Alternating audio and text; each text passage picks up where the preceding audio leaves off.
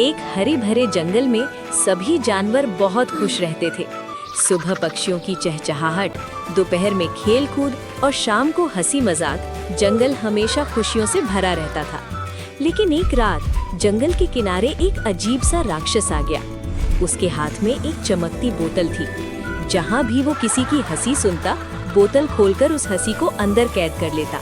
धीरे धीरे पूरे जंगल की हंसी गायब हो गई और सब उदास हो गए। छोटा खरगोश चिंटू ये देखकर परेशान हुआ। उसने दोस्तों से पूछा, दोस्तों, तुम सब इतने उदास क्यों हो? राक्षस हमारी हंसी ले गया, इसलिए सब उदास हैं। घबराओ मत दोस्तों, हम अपनी हंसी वापस लाएंगे। इतना बोलकर चिंटू वहाँ से चला गया। फिर रात भर वो एक पेड़ के नीचे बैठा सोचता रहा कि सबकी हंसी कैसे वापस लाई जाए, लेकिन उसे कोई योजना नहीं सूझी और वो वहीं सो गया। अगली सुबह जब चिंटू उठा तो वो जंगल की सैर पर निकल गया। चलते चलते वो जंगल से बाहर शहर पहुंच गया। वहां उसने देखा कि एक मदारी डमरू बजाकर बंदर का करतब दिखा रहा था। लोग ताली बजा रहे थे और हंस रहे थे। ये देखकर चिंटू को एक शानदार आइडिया आया। मैं भी अलग अलग करतब दिखाकर जंगल के अपने सभी दोस्तों को हंसाने की कोशिश करूंगा।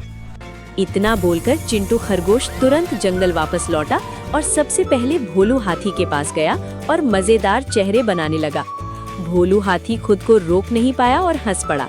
जैसे ही भोलू हाथी हंसा, हवा में एक चमक उठी और दूर राक्षस की बोतल पर दरार पड़ गई। अब चिंटू समझ गया कि हंसी ही असली ताकत है।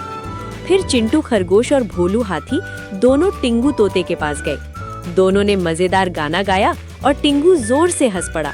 उसी पल राक्षस की बोतल में एक और दरार आ गई। ऐसा करते करते धीरे धीरे सारे जानवर फिर से हंसने लगे और बोतल में दरारें बढ़ती गई। तभी दूर से राक्षस भागते हुए आया और सबकी तरफ तेजी से बढ़ने लगा। सब डर गए, लेकिन चिंटू खरगोश आगे बढ़ा और राक्षस के सामने मजेदार डांस करने लगा। कुछ ही पलों बाद राक्षस भी जोर से हंस पड़ा। बस फिर क्या था, बोतल टूट गई और सारी हंसी आसमान में चमक बनकर पूरे जंगल में फैल गई। जंगल फिर से खुश हो गया। उस दिन के बाद राक्षस हंसी चुराने वाला नहीं, बल्कि सबको हंसाने वाला दोस्त बन गया।